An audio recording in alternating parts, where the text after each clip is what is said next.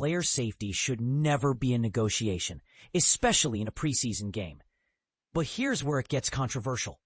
Lions coach Dan Campbell says he and Falcons coach Raheem Morris chose to wind down Friday's exhibition after Detroit safety Morice Norris suffered a scary head and neck injury, even though the league's instructions were to keep playing.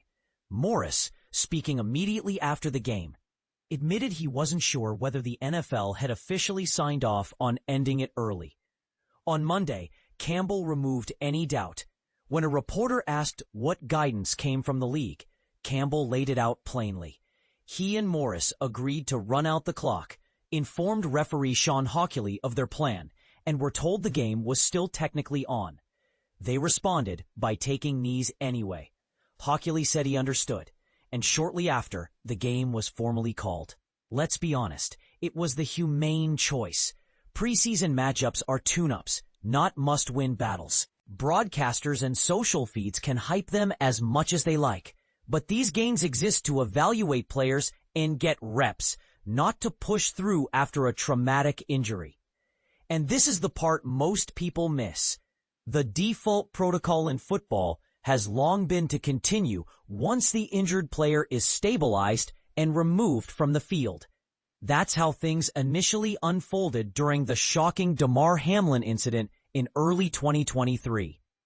Before the league and teams recalibrated in real time. Still, not every situation is the same, and context matters.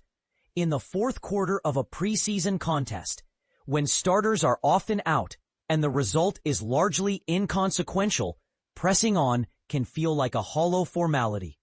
Campbell and Morris seemed to sense that immediately. They prioritized their players' well-being and mental state, and they did so despite knowing the league's stance in the moment. Once Hochuli recognized there would be no more competitive snaps, he effectively cut the charade and ended things, arguably the most sensible outcome all around. Here's the flashpoint.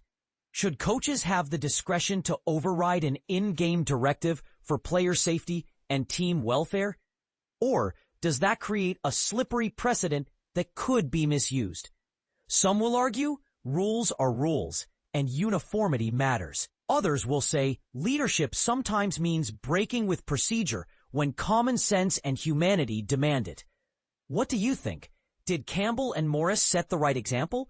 Or did they cross a line by defying league guidance? If this were a regular season game or the playoffs, would your answer change? Share where you stand. Agree or disagree, and why?